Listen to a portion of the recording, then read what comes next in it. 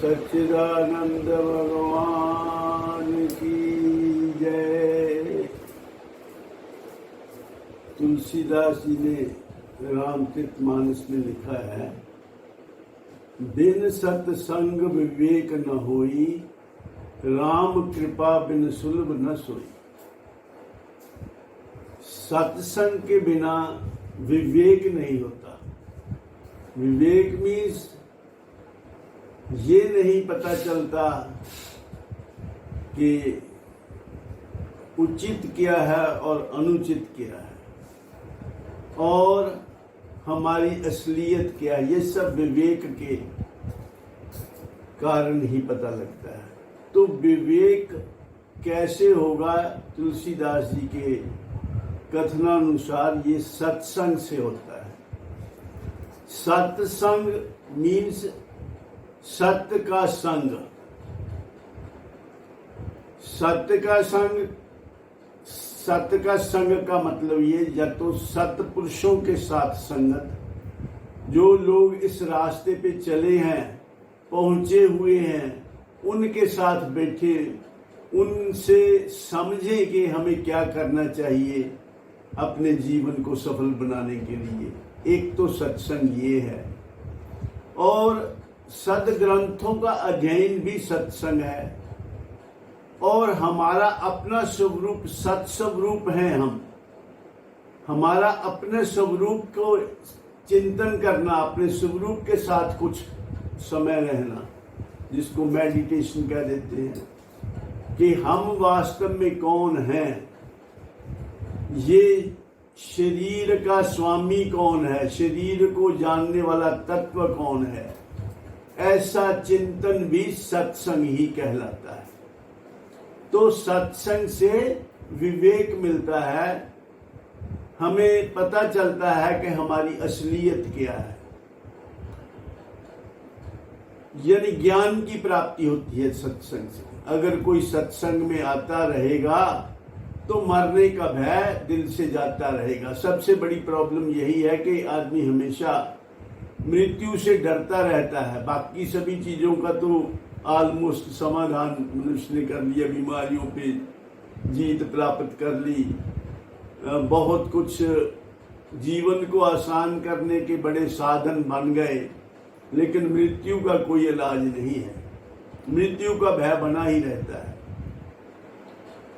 मृत्यु का कोई इलाज तो नहीं है। मृत्यु को ऐसा नहीं हो सकता कि कोई मरे ना, और मरना दुखदाई भी नहीं है। पर सत्संग से फिर क्या लाभ होता है? सत्संग से एक तो हमें मृत्यु का भय खत्म हो जाता है। एक बात याद रखो, मृत्यु दुखदाई नहीं है, मृत्यु का भय ही दुखदाई है। तो सत्संग से ज्ञान प्राप्त करके मृत्यु का भय समाप्त हो जाता है। तो ज्ञान से मृत्यु का भय खत्म होता है। मृत्यु का कोई इलाज नहीं है। भय का इलाज हो जाए तो हमारी समस्या हल हो जाती है। इसलिए सत्संग की इम्पोर्टेंस है। तो सत्संग में जाके क्या विवेक मिलता है? सत्संग में जाके यही विवेक मिलता है कि हमारी असलियत क्या है। हम दो का जोड़ा है, एक प्रकृति है, एक पुरुष है। प्रकृति मीन्स जो विजिबल है, हमारा जो शरीर विजिबल है, ये प्रकृति का अंश है। ये हमारा है, हम नहीं है। हम जो हैं ये हम परमात्मा के अंश हैं।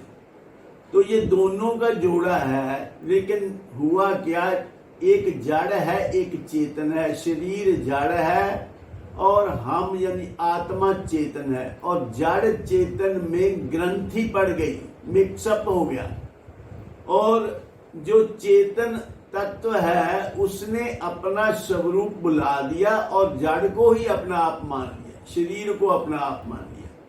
इसको तुलसीदास ने ऐसे लिखा, जड़ चेतन में ग्रंथि पड़ गई, यद्यपि मिथ्या छूटत कठिनई। ये है तो मिथ्या, क्योंकि जड़ जड़ है, चेतन चेतन है। दोनों अलग अलग हैं, दोनों के गुण धर्म अलग अलग हैं, लेकिन जड़ में हमने चेतन का अहंकार कर लिया, आकार में अहम का भाव कर दिया। आकार मीन्स बॉडी जो नजर आती है, इसको हमने अहम मान लिया, यानी मैं मान लिया। बॉडी मैं नहीं है, बॉडी तो मैं को मिली हुई है, लेकिन हम ये गलती कर बैठे। ये गलती कैसे हो गई, इसमें जाने की जरूरत नहीं है। जैसे अभी कपड़ा मैला हो गया तो हम कहें जी मैल कैसे पड़ी, इसकी क्या जरूरत है, उसको साफ कर दो, धो लो, यही है। तो ये जो जैसे भी ये भूल हो गई, अब उस भूल को सुधार लो। अब जो जैसा है उसको जान लो, मान लो। शरीर जो है ये 5 भूतों से बना हुआ है, 5 एलिमेंट्स से, मिट्टी, पानी, अग्नि, वायु, आकाश। तो ये 5 तत्वों का है। ये इन 5 तत्वों में आप विचार करें, कोई भी चेतन नहीं है। मिट्टी में कोई जानने की शक्ति नहीं है, मिट्टी नहीं जानती कि मैं कहाँ की मिट्टी हूं। पानी भी नहीं जानता कुछ, और अग्नि भी नहीं जानती। लेकिन अग्नि को ज्ञान हो कि किसको जलाना है किसको नहीं जलाना है, ऐसा नहीं है। अग्नि भी जड़ है, और वायु भी जड़ है, आकाश भी जड़ है। ये 5 जड़ हैं। जड़ मीन्स इनको अपना भी ज्ञान नहीं, दूसरे का भी ज्ञान नहीं। जो नहीं जाने स्वयं को, नहीं और का ज्ञान। वायु, तेज, जल, मृत्तिका आदि जड़ पहचान, ये जड़ तत्व हैं। तो ये इनका बना हुआ शरीर भी जड़ है। शरीर भी ना तो स्वयं को जानता है और ना ये दूसरे को जानता है। शरीर नहीं जानता अपने आप को, और शरीर नहीं जानता किसी दूसरे को भी। शरीर में जो तत्व है जानने वाला, आत्मा जो परमात्मा का अंश है, वो ही स्वयं को भी जानता है और शरीर को भी जानता है। आत्मा अपने आप को भी जानता है। आत्मा में जानने का धर्म है। स्वयं प्रकाश है, उसको कोई प्रकाशित नहीं करता। वो स्वयं सिद्ध है, उसको कोई सिद्ध करने के लिए भी कोई तर्क नहीं। आत्मा स्वयं प्रकाश है, सबका आधार है, और वो जानता है शरीर को। शरीर नहीं जानता अपने आप को, और शरीर नहीं जानता दूसरे को भी। अगर शरीर अपने आप को जानता होता तो जब शरीर को जलाने लगते हैं तो उसको पता लगता कि मुझे जलाने लगे। क्यों जलने देता अपने आप को? उसको नहीं पता कि मैं मर गया हूं, मैं जलने लगा हूं। और आत्मा जो है वो न कभी मरता है और न कभी उसको कोई मार सकता है। परंतु होता क्या है, शरीर डरता नहीं है, क्योंकि शरीर को अपनी मौत के बारे में पता नहीं है। शरीर को नहीं पता कि मैं मर गया हूं या मर जाऊंगा। और आत्मा कभी मरता नहीं है, वो डरता रहता है।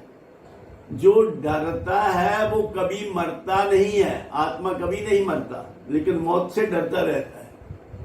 ढंग से जी नहीं पाता, मौत का डर सताता रहता है। और शरीर ये मरता है, ये कभी डरता नहीं है। कारण क्या? शरीर को अपने मरने का ज्ञान नहीं है, क्योंकि शरीर में जानने की शक्ति ही नहीं है। शरीर को अपने मरने का ज्ञान नहीं है, और आत्मा को अपनी अमरता का ज्ञान नहीं है। इसलिए जो कभी मरता नहीं वो मौत से डरता रहता है, और जो मरता है वो कभी डरता नहीं। ऐसा है। तो करना क्या, दोनों को अलग अलग, शरीर को मान लो मेरा है, मैं नहीं हूं। और आत्मा जो है ये अजर अमर अविनाशी तत्व है, ये परमात्मा का अंश है। इसको जान लो तो परमात्मा को जान लेंगे हम। क्यों खुदा को ढूंढता? ये अजब सी बात है। तू खुद खुदा है, खुद खुदा है, खुद खुदा की जात है। तू खुदा से अलग है ही नहीं, लेकिन तू खुदा को ढूंढ रहा है। और खुदा का अंश है तू। गीता जी भी इस बात को प्रमाणित करती है गीता जी में भगवान ने अपनी विभूतियों का जब वर्णन किया, जब अर्जुन ने भगवान से ये प्रार्थना की कि मैं आपको कैसे याद करूं, कैसे आपकी वंदना करूं, किन किन वस्तुओं में मैं आपको देखूं जानूं, तो भगवान ने अर्जुन ने कहा मुझे अपनी विभूतियों का विस्तार से बताइए। गीता जी के 10वें अध्याय में 19वां मंत्र है और भगवान को प्रार्थना कर रहा है अर्जुन के अपना विस्तार, अपनी विभूतियां, आप किस किस भाव में मैं आपका चिंतन करूं, आप मुझे मार्गदर्शन कीजिए मेरा। भगवान ने कहा कि मेरी विभूतियों का विस्तार का तो कोई अंत ही नहीं है, लेकिन मैं तुझे संक्षेप में अपनी मुख्य जो विभूतियां हैं वो बताता हूं। और सबसे पहली विभूति भगवान ने बताई है अहम आत्मा गुणाकेश, मैं आत्मा हूं, सभी भूत प्राणियों में मैं आत्मा रूप से रहता हूं। अहम आत्मा गुणाकेश सर्वभूताशा स्थित, अहम आदिश्चा मध्यम च भूतानाम अंत एव च, मैं सभी भूत प्राणियों में आत्मा रूप से स्थित हूं और सबका आदि अंत और मध्य भी मैं ही हूं। ये आत्मा भगवान ही है। भगवान जब शरीर में है तो आत्मा संज्ञा को प्राप्त होते हैं। परमात्मा आत्मा संज्ञा को प्राप्त होता है बॉडी में होने के कारण, और जब आत्मा बॉडी में नहीं होता, व्यापक है, तो वो परमात्मा कहलाता है। तो इसलिए आत्मा और परमात्मा में कोई अंतर नहीं है।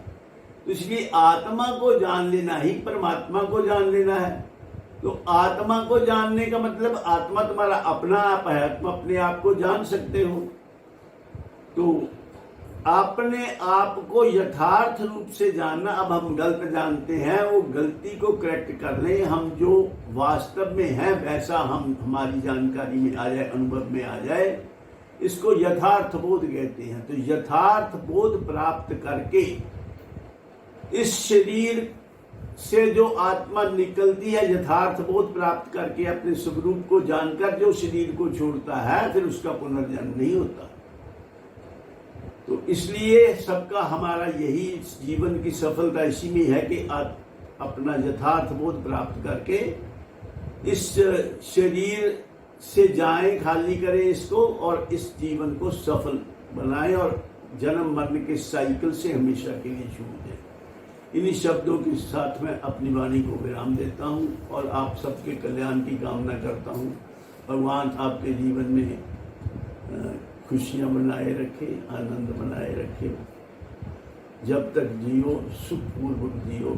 सर्वे भवन्तु सुखिनः, सर्वे सन्तु निरामया, सर्वे भद्राणि पश्यन्तु मा कश्चित् दुःख भाग् भवेत्। ओम शांति शांति शांति।